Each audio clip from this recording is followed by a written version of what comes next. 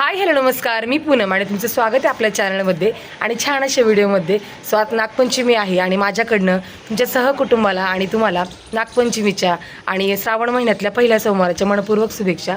तर आता आम्ही सगळेजणी छान अशा रेडी झालो, सिम्पल रेडी झालो, जास्त काही मेकअप वगैरे केलेला नाही आहे. समोरच इथं महादेवाचं मंदिर आहे, तुम्हाला दिसेल. हां, सो आमचं चाललं की आता आज सोमवार आहे छान असा, तर पहिलं ह्याच्या महादेवाच्या मंदिरात जायचं आणि नंतर नागोबाच्या मंदिरात जायचं, जवळच आहे ते सोसायटीच्या. सो चला आता आम्ही छान छान असं रील पण बनवणार आहे, छान अशा फुगड्या वगैरे खेळणार आहोत. तर ते तुम्हाला बघायचं असेल तर व्हिडिओ शेवटपर्यंत नक्की बघा. आणि ह्या व्हिडिओवर चॅनलवर जर तुम्ही नवीन असाल किंवा व्हिडिओ जर तुम्ही पहिल्यांदा बघत असाल तर चॅनलला सबस्क्राईब करायला विसरू नका. चला आता पटकन ताट रेडी करते आणि आपण लगेच निघूया.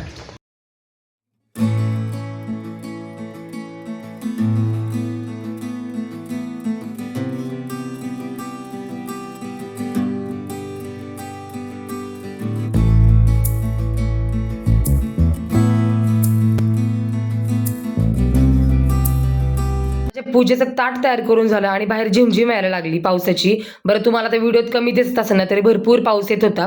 आईंना म्हणलं साड्या ओल्या झाल्या तर काही फरक पडत नाही, पण ताट ओलं नको व्हायला पूजेचं, त्यासाठी थोडं लेट गेलो. लेट गेल्यामुळे ना खूप गर्दी झाली होती महादेवावर. 1-1.5 तास आम्हाला बसावं लागलं. आता तुम्हाला ना छान आमच्या गावचा परिसर दाखवते. या महादेवाच्या मंदिरावर ना तो परिसर खूप सुंदर दिसतो. आता काय झालंय, बिल्डिंग झाल्यात जास्त, त्यामुळे शेतीचा भाग थोडा कमी झालाय, पण जो काही व्ह्यू दिसतो ना तो अगदी सुंदर आणि खूप छान वाटतो.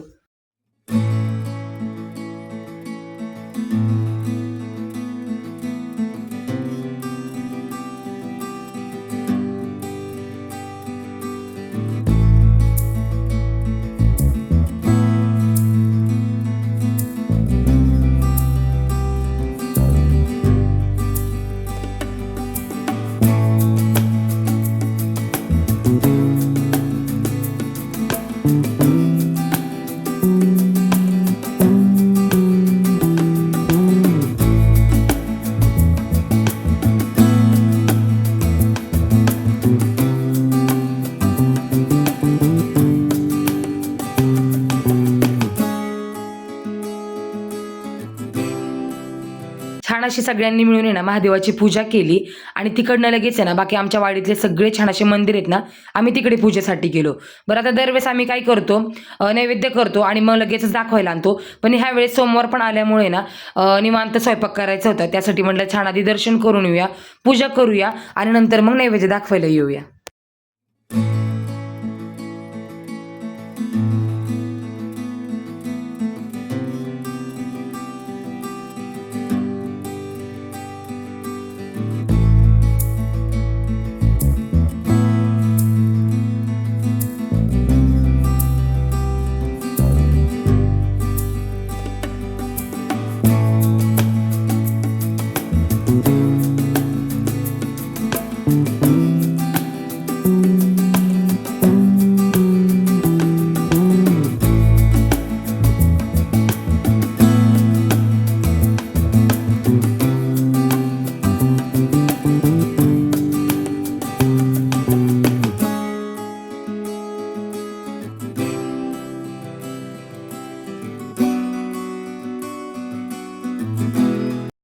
महादेवाची पूजा करून आलो आणि आता आलोय नागोबाच्या मंदिरामध्ये.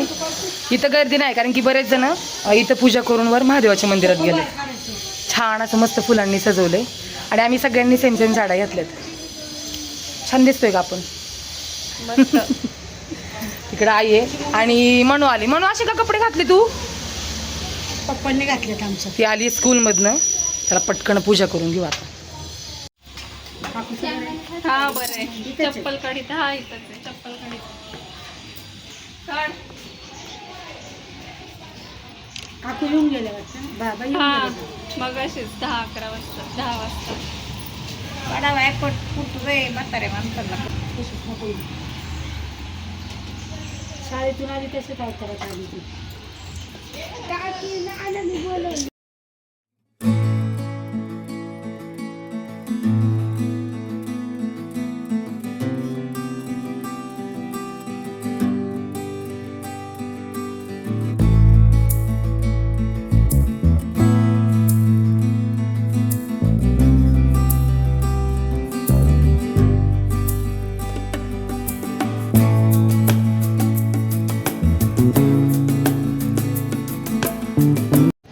आत्ता चालू आहे देवळामध्ये छान अशी पूजा वगैरे करून. आत्ता फुगड्या खेळायच्या होत्या आम्हाला, पण गर्दी पण खूप होती आणि म्हणलं आत्ता सगळ्यांना घरी जाऊन स्वयंपाक करायचे. सकाळी काय आज सोमवार असल्यामुळे कुणी काही स्वयंपाक केला नव्हता पोळ्यांचा. आता म्हणलं घरी जाऊ, छान असा स्वयंपाक वगैरे उरकूया पटकन. आता म्हणजे एवढ्या लवकर पण नाही, 2-2:30 वाजता म्हणलं स्वयंपाकाला लागूया. छान संध्याकाळी 9-9:30ला सगळ्याजणी विठ्ठल मंदिरात जमा होऊया आणि मग छान असं फुगडी खेळूया असं ठरलं आहे आमचं. आता कोण येतं आहे कोण माहीत नाही, पण बघू चला आता पटकन स्वयंपाकाला लागते.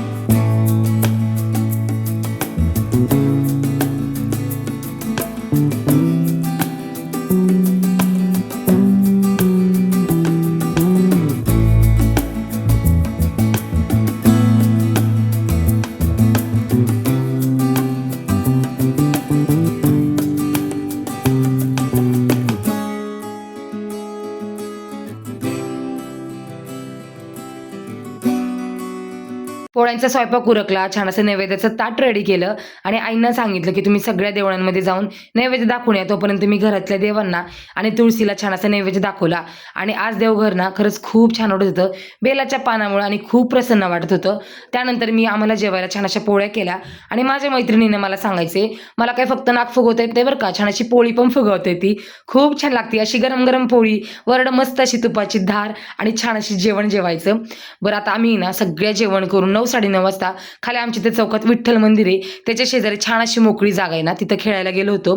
बरं आता जेवढे आम्हाला पारंपरिक खेळ आहेत, परफेक्ट काही येत नाही, पण जेवढे येत होते तेवढे सगळे फ्रेंडनी सांगितले आणि तशा फुगड्या अजून काही झिंबा आहे तो खेळलो आणि खूप भारी वाटलं. तर या खेळामध्ये ना काही आम्हाला लहानपणीच्या पण आमच्या खेळाची खूप आठवण झाली. त्यासाठी पुढे आहेच आम्ही काय खेळलो ते नक्की बघा. तुम्हाला एक माहिती का, जसं मुलीचं लग्न होतं ना, तिचं एक आहे ना बाईमध्ये रूपांतर होतं मी तर म्हणून, आणि ती आहे ना एवढी संसारात रमते की तिच्या आवडी निवडी ती सगळ्या विसरून जाते त्या संसारामध्ये. तिला आपल्या मुलांची आवड, सासू सासऱ्यांची, नवऱ्याची आवड हे जोपासण्यात थोडीफार ती बिझी होते आणि तिला काय हवंय, तिला काय आवडते ना हे तिच्या लक्षात राहत नाही. सो आम्हाला आमच्या वाडीतल्या बायांमुळे ना मला कुठंतरी तो आनंद मिळतो, कारण की आम्ही दर सणासुदीला किंवा गणपती असो नवरात्र असो असा छोटा मोठा वेळ आम्ही आमच्यासाठी काढतो, खूप मजा मस्ती करतो. आणि खरं सांगू का, माझा सॉफ्ट कॉर्नर कोण असेल ना तर माझ्या बहिणीनंतर त्या माझ्या मैत्रिणी आहेत. मी एवढी हसते, एवढी मजा मस्ती करतो ना आम्ही की अख्खा दिवसभराचा जो कामाचा काही क्षीण असतो ना तो लगेच निघून जातो.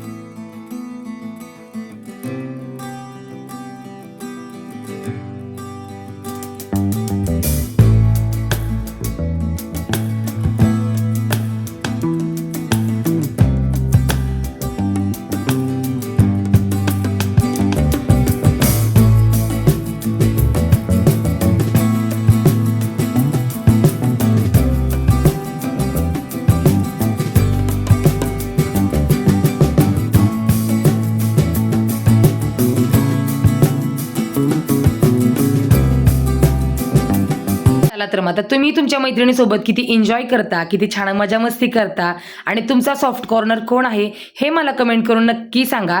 चला तर मग आता या व्लॉगचं मी इथंच एंड घेते माझ्या या गोड आणि सुंदर मैत्रिणीसोबत. भेटू पुन्हा नेक्स्ट व्लॉगमध्ये छान आठवणी घेऊन छान व्यक्तींसोबत. तोपर्यंत बाय.